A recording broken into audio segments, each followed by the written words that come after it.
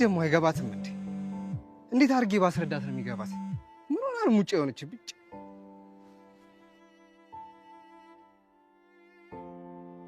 ወይኔ ጽዮን፣ የቅዱስ ሲገርመኝ ጭራሽ እዝራም ደገመው።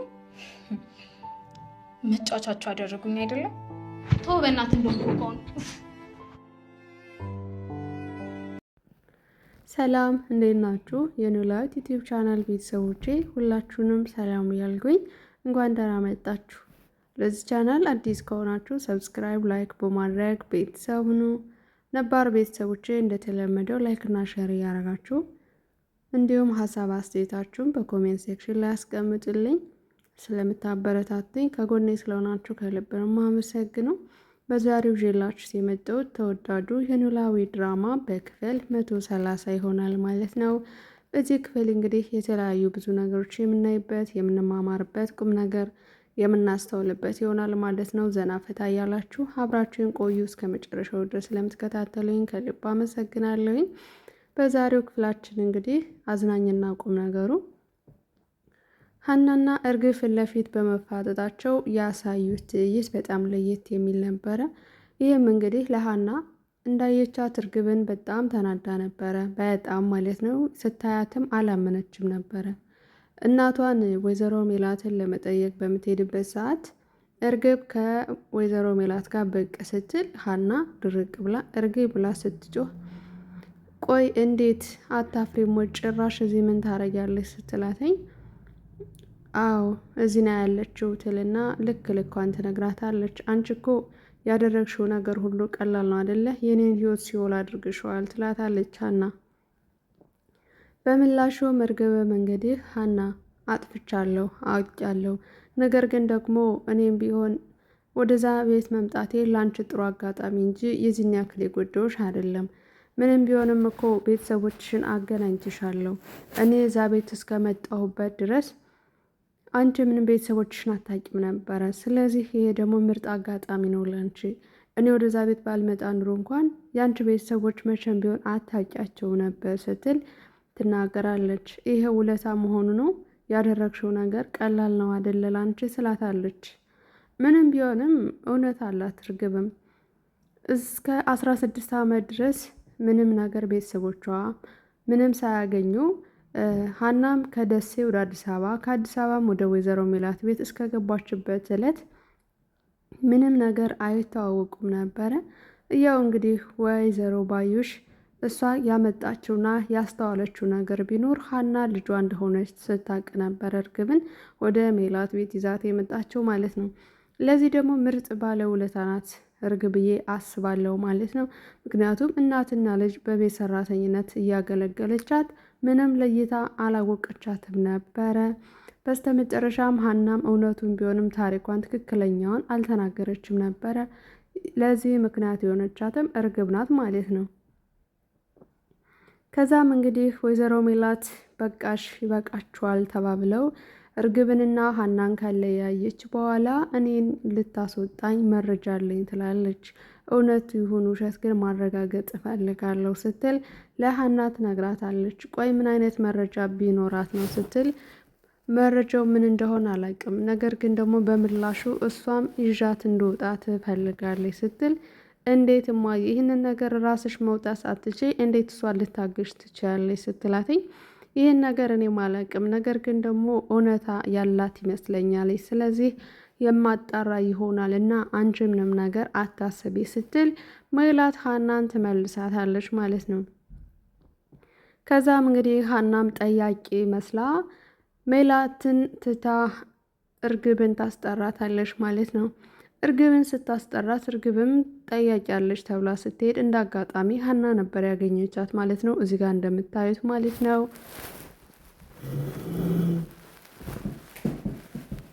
ከዛም እንግዲህ እርግብ ቆይ ምን ፈልገሽ ነው የመጣሽው? ምንድን ነው ስትላተኝ መነጋገር አለብን። የያሽው መረጃ እናቴን ከስር የሚያስወጣት ምን አይነት መረጃ ብትይዥ ነው ስትላተኝ አዎ በምላሹ ያንቺን ይቅርታ ብጠይቅም ነገር ግን ከተረባረባችሁ እናትሽንም እኔንም ነፃ ማውጣት በደንብ እንችላለን ስትል እርግብ ታስረዳለች ማለት ነው። ያሹ መረጃ ሳይኝ ስትላት ማሳየት አልችልም ነው፣ ነገር ግን ወይዘሮ ሜላት ባዩሽን እንዳልገደለቻት የሚያሳይ ቪዲዮ አለኝ። የባዩሽ ገዳይ ሌላ ነው፣ ሜላት እንዳልሆነች ግን በግልጽ እናገራለሁ። እሱ ነው ያለኝ መረጃ ትላታለች። ከዛም እኔንም ደግሞ ይቅርታ ካደረጋችሁልኝ ምንም ነገር እናንተ ክስ እንዳትመሰርቱብኝ ብቻ ነው የምፈልገው ስትላት፣ ቆይ አንቺ የሰራሽው ስራ ቅጣት አይገባኝም ብለሽ ታስቢያለሽ ስትላት፣ የሰራሁት ቅጣት እንዳለ ሆኖ ግን ደግሞ እዚህ ጋር ፊት ለፊት ያለችው አንዲት ወጣት ምንም ባላረገችው በሰው ግፊትና በሰው ጫና እዚህ ነገር ከገባች በኋላ ራሷን ከስር ለማስወጣት እና የራሷን ህይወት አሻሽላ ለመኖር የምትጣጣር ሴት ናት። ስለዚህ እኔን እርግብን ተይኝና እንደ አንዲት ወጣት ሴት ቆጥረሽ አስታዊ ብላ ለሀና ትነግራታለች ማለት ነው። ሀናን በሰማችው ነገር ትደናገጥና ውሳኔዋን ለሜላት ትነግራታለች ማለት ነው። ከሜላት ጋር እንግዲህ ለእርግብ ይቅርታ ጠይቀው ሜላትም ራሷን ነፃ አውጥታ እርግብንም ነፃ እንደምታወጣት ትናገራለች ማለት ነው። በተጨማሪ ደግሞ የሜላት ደግነት ከእስሮቹ 6 ልጆች አብሮ ታስረዋልኝ። ታዲያ ከ6ቶቹ አንደኛዋ ልጅ ደግሞ ነፃ ማውጣት ትፈልጋለች። ምክንያቱም ያለ አግባብ ወጣትነቷን 6 ዓመት ሙሉ ምንም ባልሰራችው ተፈርዶባትና በዛ ላይ ደግሞ የሰራችው ነገር በጣም ቀላል በመሆኑ የድርጅቷን ጠበቃ አናግራ ጉዳዩ እንዲታይላት በድጋሚ ታደርጋለች ማለት ነው። የልጅቷ ጉዳይም እንግዲህ ሙቅ ውሃ በጣደችበት ሰዓት ህፃኑ ልጅ ራሱ ነክቶት፣ ልጅቷ ደግሞ ጽዳት በነበረችበት ሰዓት ተደፍቶበት ጭንቅላቱ ላይ ከዛም ወላጆቹ እንግዲህ አንቺ ነሽ የደፋሽበት ብለው በሐሰት መረጃ ልጅቷን ለ6 ዓመት እንድትቀጣ ስላደረኳትኝ በዛ ምክንያት እንግዲህ ፋይሉን ወደ ኋላ መለስ ብሎ እንዲታይላት እና የእሷ ጉዳይ ቀላል እንደሆነ ለጠበቃ ካናገረችው ደግሞ በድጋሚ እንዲታይላት መልካም ፈቃዷን ትጠይቃታለች ማለት ነው። ከዛም ብርቱካንም እንግዲህ በዚህ ነገር ደስ ብሏት፣ ግን የአሁኖቹ ዳኞች ሆነ የፊተኞቹ ዳኞች ምን ለውጥ አለው ላለው ነው የሚያዳሉ። ስለዚህ እኔ ጉዳይ ታየው ባክሽ፣ ሌሎቹ ደግሞ ተስፋ ነው የሚያደርጉሽ ስትላተኝ፣ አይ ያንቺ ከሌሎች ለየት ይላል እና መልካም ፈቃድሽን ብቻ ነው ያለሽን ጉዳዩን እውነታውን ብቻ ለጠበቃ ንገሪው ወይስ የዋሸሽ ነገር አለ ብላ ትጠይቃታለች። አይ በፍጹም የዋሸሽ ነገር ምንም የለም የተናገርኩት ሀቁ ነው ትላለች። በዚህም እንግዲህ ትስማማለች ማለት ነው። ሀና በሌላ መንገድ ደግሞ ፍቅሯን ከእዝራ ጋር እየጧጧፈች ትገኛለች። ነገር ግን ደግሞ የእዝራ አፍቃሪ ጽዮን ደግሞ ሙጭጭ አርጋ ሀናን ልታጠቃት ተነስታለች ማለት ነው። ለዚህም በቅናት ተነሳሽነት ሀና ወደ ህይወት ገብታለች። ስለዚህ መቼውንም ቢሆን አልፋታትም፣ እዝራ መቼም ቢሆን አሳልፌ አልሰጣትም ስትል ለፍቅሯ እየታገለች እናያታለን ማለት ነው። እዝራም እንግዲህ ቢያስጠነቅቃትም ጽዮን ግን በፍጹም ወደ ህይወት የመጣችው እሷ ናት እንጂ እኔ አልሄድኩባትም። ስለዚህ መቼም ቢሆን አሳልፌ አንተ ለሷ አልሰጥም፣ አንተ የምትገባኝ ለእኔ ነህ፣ ማንም ደግሞ ከኔ ሊወስድህ አይችልም ስትል ወንዱ ልጅ እንግዲህ ቆማ ማለት ነው። እሱ ሳይወዳት እሱ ሳያፈቅራት ያው በእልህ ተነሳሽነት ስታስፈራረው እናያታለን። እሱም የወንድ አልጫ ነው፣ ምንም ነገር እየተሽለጠለጠ የሆነ ነገር እንኳን አልተናገረም። ማለት አንድ ሰው በፍቅሩ ጣልቃ ሲገቡበት የዚህን ያክል መለማመጥ እሷ ካለችበት ድረስ ጥግ እየሄደ ምንድን ነው የምትፈልጊው ምናምን እያለ ማለት ነው 10 ጊዜ መጋተት ምን ይባላል? እዝራ ማለት ነው። ማለት ጽዮን ተንኮለኛና እሷ እንደምትወደው እያወቀ ግን ወደ እሷ ሄዶ ለምን ነው የሚሽለጠለጥባት? ሀናን እንዳትደርሽባት ምንም ነገር ልታረጋታችሁ ይምላታል ማለት ነው። እሷ እስካሁን ድረስ ምንም አላደረገችም። ስራዋን ግን ውስጥ ለውስጥ እየሰራች ነው ማለት ነው። በአፍቃሪዋ በቅዱስ ምክንያት እንግዲህ ሀናን እንድትሰልላት ታደርጋለች ማለት ነው። ቅዱስም እንግዲህ መልካም ሰው መስሎ የሀናን ደካማ ጎኖችን በሙሉ መልካም ጓደኛ በመምሰል እንግዲህ ሪከርድ አድርጎ ይዞባታል ማለት ነው። ከዚህ በፊት ደሴ ስትኖር የነበረው ልጅ እንግዲህ ተወደውና እሱም ደግሞ ያፈቅራት እንደነበረ ከዛም እዚህ ደግሞ ከመጣች በኋላ ስለ አሲር ትነግረዋለች። ሁለቱም በጣም ቆንጆዎች ናቸው። በዛ ላይ ግን ደግሞ እዝራ ጋር ደግሞ ስመጣ እዝራን አፈቀርኩት፣ ወደድኩት፣ ለየት ያለ ስሜት አለኝ ለእዝራ። ግን አንተ የትኞቹ የሚያምሩ ይመስልሃል? ከዚህ ከ3ቱ በጣም ቆንጆዬ ማን ነው ብላ ፎቶቸውን ጭራሽ ደግሞ ታሳያለች ማለት ነው። ከዛም እሱም እንግዲህ በስልኩ ሪከርድ እያደረጋት ነበረ። ያንን መረጃ ወስዶ ለጽዮን ይሰጣታል ማለት ነው። ቅዱስም እንግዲህ የእሱን ፍቅር ለማዳን ሲባል ማለት ነው ሌላ ጣጣ ውስጥ ገብቷል ማለት ነው። የራሱንም ህይወት አበላሽቶ እንደገና በሀናና የሀናንም እምነትም አቶ ሲቀጥል ደግሞ ጽዮን ለሱ ላትሆን ነገር የሚሰራው የሞኝነት ጥግ ይህን ያሳያል ማለት ነው። ሀና ይህን ጉዳይ በምን መልኩ እንደምታስተካክለው እንግዲህ ከባድ ነው።